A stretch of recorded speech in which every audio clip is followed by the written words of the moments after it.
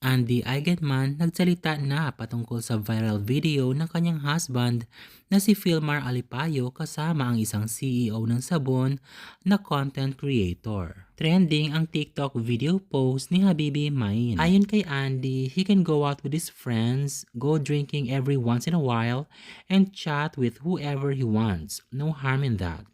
What's shameful is purposely posting and editing a video to cause a stir, disturbing the peace of people and dragging them into their negativity, just for some social media attention. Ayon sa pahayag ni Krisa, huwag ninyong lagyan ng issue ang pag-uusap namin ni Philmar.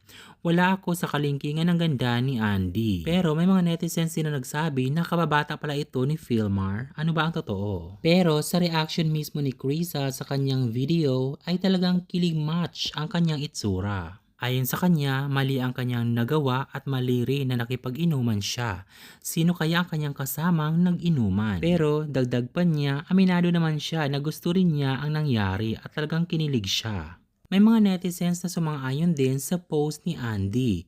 Sabi ng iba ay magtira ka ng konting duda, baka mamihasa. May nagsabi din na kung totoo man na nagloloko si Philmar, hayaan mo na Andy, di siya kawalan. Sabi ng iba, very well said, Andy, that's a mindset of a confident and loving wife. May nagsabi na sinadya iyon kaya may video pa siya, gusto niya sumikat at pag-usapan. May mga netizens din na nagalit sa babaeng kasama ni Philmar sa video. Meron pa nagsabi na proud ka pa sa ginawa mo, makapal ang mukha mo. Sobrang kinilig si girl sa kanyang video. Ano ang masasabi niyo sa issue na ito? Mag-comment para palaging updated sa aking showbiz updates. Thanks for watching!